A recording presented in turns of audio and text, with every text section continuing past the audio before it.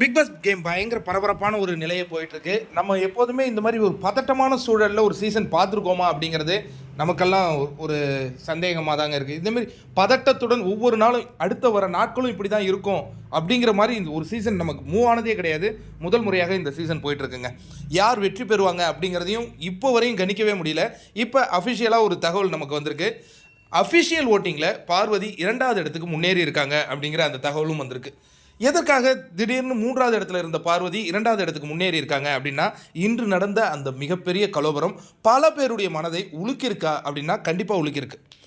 நீங்கள் அந்த 4 promo release ஆயிருக்கு, அதனுடைய கமெண்ட்ஸ் எல்லாம் போய் பாருங்கள். எல்லாருமே அது சொல்ல முடியாத ஒரு பிக் பாஸ் பார்க்குறவங்களுக்கு நான் சொல்கிறேன், சொல்ல முடியாத ஒரு ரணத்தை தந்திருக்குது. இந்த ரணம் எப்படி தெரியுமா? ரணம் தெரியுங்களா? அதாவது நீங்கள் நல்லா யோசிச்சு பாருங்கள். இந்த மாதிரியான சூழலில் ஒருத்தவங்க மாட்டிக்கிட்டாங்கன்னா எப்படி அதுலேருந்து வெளியில் வர்றது அப்படிங்கிற ஒவ்வொருத்தவங்களும் அங்கே வந்து பார்வதியாக வச்சு பார்க்குறாங்க. ஏன்னா இன்றைய காலகட்டத்தில் நிறைய பேர் காதல் செய்கிறாங்களா? நிறைய பேர் செய்கிறாங்க. ஈஸியாக பிரேக்கப் பண்ணிட்டும் போகிறாங்க. இந்த காதல் ரொம்ப ஈஸியாகவும் இருக்குது. என்னென்னா நம்ம பேசுகிறோம், பிடிக்கலையா பிளாக்லாம் வேறு பண்ணிவிடுவாங்க, பிளாக் பண்ணுவாங்க, நம்மளை தொடர்பு கொள்ளவே முடியாது. அந்த மாதிரிலாம் போயிட்டுருக்கு இல்லையா? ஆனால் இந்த வீட்டில் வந்து பிளாக் பண்ண முடியாது, நீங்கள் வெளியிலையும் போக முடியாது, நீங்கள் அங்கேயே தான் இருக்கணும். அந்த சூழல் எப்படியான ஒரு ரணத்தை தரும் நீங்கள் யோசிச்சு பாருங்கள். நம்ம வந்து நேசித்த ஒருவன் நம்மளை தாக்கும் விதம்னு ஒன்று இருக்குல்ல. அதாவது இது அப்பார்ட் ஃப்ரம் த கேமுக்கு போவோம். இந்த கேமில் அவங்க இவங்ககிட்ட பேசினாங்க, ட்ரிகர் பண்ணாங்க, அவர் வந்து சுச்சு சுச்சு அப்படின்னாரு, அதுக்கு இவங்க வந்து இப்படி தட்டினாங்க, அதுக்கு வந்து அவர் கோவப்பட்டார். அதையெல்லாம் தாண்டி போவோம். அந்த ஒரு ஆக்ஷன் இருக்குல்ல, இந்த ரவுண்ட் போட்டு காட்டியிருக்காங்க. இது ஜியோ ஹாட்ஸ்டார்னுடைய அதிகாரப்பூர்வமான புகைப்படம் ரிலீஸ் பண்ணியிருக்காங்க. அவங்களே அதை ரவுண்ட் பண்ணி காட்டியிருக்காங்க, ரெட் மார்க்கில் ரவுண்ட் பண்ணி காட்டியிருக்காங்க. அந்த பேஸ்கெட் உதைத்த அந்த காட்சி பல பேருடைய மனங்களை உடைச்சிருக்கு. அரோரா சொல்கிறாங்க, அந்த பேஸ்கெட் 2 உடஞ்சி போயிருக்கு. அந்த பேஸ்கெட்டை பார்க்கும்போது என் மனசே வலிக்குது. நான் பார்வதி நிலையில் இருந்து பார்க்குறேன். இதே நிலை எனக்கு நடந்திருந்தா நான் சுக்குநூறாய் நேரத்தில் உடஞ்சிருப்பேன். ஆனால் அந்த பொண்ணு உட்காந்துருக்கு. எனக்கு பயமாக இருக்குது. இது வந்து ஒரு கேமை தாண்டி இன்னும் கொஞ்சம் தாங்க, ஃப்ராக்ஷன் ஆஃப் செகண்டு அடித்த அந்த பேஸ்கெட் பட்டு மேலே தெரிச்சிருக்கலாம். இல்லை இவர் வெட்டி உதச்சது பக்கத்தில் போய் சாண்ட்ரா மேலே விழுந்திருக்கலாம். என்ன வெள்ளாலும் நடந்திருக்கும். அப்படி என்னங்க கோவத்தை கண்ட்ரோல் பண்ண முடியாதது? இது எதை காட்டுது? ஆண் ஈகோவை காட்டுது அப்படின்னு அரோரா சொல்கிறாங்க விக்கல் விக்ரம் கிட்ட.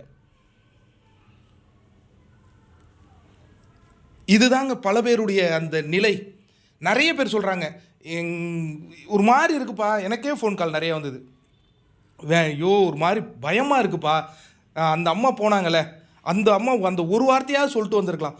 செய்தது பேட் டச் இல்லை, நீ சொன்னது அன்வான்ட் டச். 3 வாரத்தில் ஒரு பையன் வந்து தொட்டா அந்த மாதிரி ஃபீல் ஆகிறதுக்கு எல்லாருக்கும் உரிமை உண்டு, நீ அதை சொல்லியிருக்கலாம் அப்படின்னும் கூட சொல்கிறாங்க. உண்மையும் நடந்ததும் அதுதானே, அன்வான்ட் டச். அதையாவது விஜய் சேதுபதி அவர்களை போட்டு காட்டுங்க. அந்த பையன் ட்ராமான்னு சொல்லிட்டு இருக்கலாங்க. எல்லாருக்குமே ட்ராமா இருக்கலாம், மன அதிர்ச்சி இருக்கலாம். ஆனால் சொன்ன வார்த்தை வேறங்க, சொல்லப்பட்ட கால சூழல் என்ன? நீங்கள் நல்லா யோசிச்சு பாருங்கள். அந்த ஜெயிலில் அவங்க அங்கே தான் பழகிறாங்க. அதுக்கப்புறம் அதே பார்வதி தான் நைஸ் ஃபீலிங் அப்படின்னு கூட அவங்க சொன்னாங்க. நாங்கள் அங்கே இருந்தது, ஒரு நல்ல நண்பன் கிடச்சிட்டான் சொன்னாங்க. ஆஃப்டர் த ஜெயில் டாஸ்க் ரொம்ப இவங்க அந்த நட்பை இன்க்ரீஸ் பண்ணிட்டு போன அந்த காட்சிகளும் பார்த்தோம். அப்போ தான் வந்து அந்த மேக்கப் எல்லாமே போடக்கூடாது, எதையுமே யூஸ் பண்ணக்கூடாது, ஒரே கருப்பு ட்ரெஸ் அப்படின்னு ஒரு டாஸ்க் வந்தது, ஞாபகம் இருக்கா?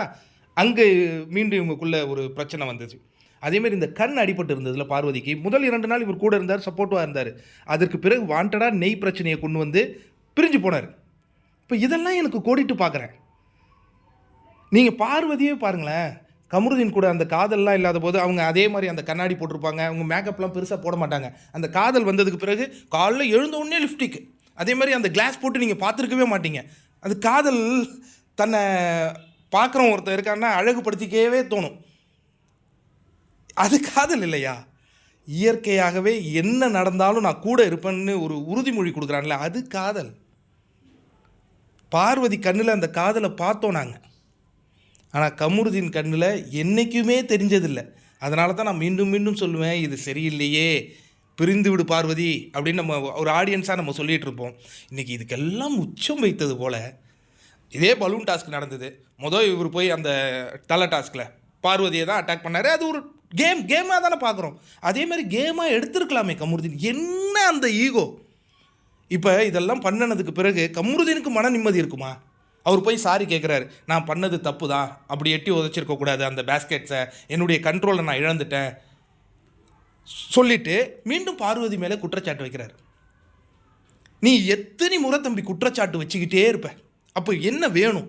பார்வதி மேலே குற்றச்சாட்டு வைக்கிறது தான் பிக் பாஸ் கேம்னு நீ நினச்சி ஆடுறியா? அப்போ எதுக்கு காதல்ங்கிற வலையில் அந்த பொண்ணை வீழ்த்தின?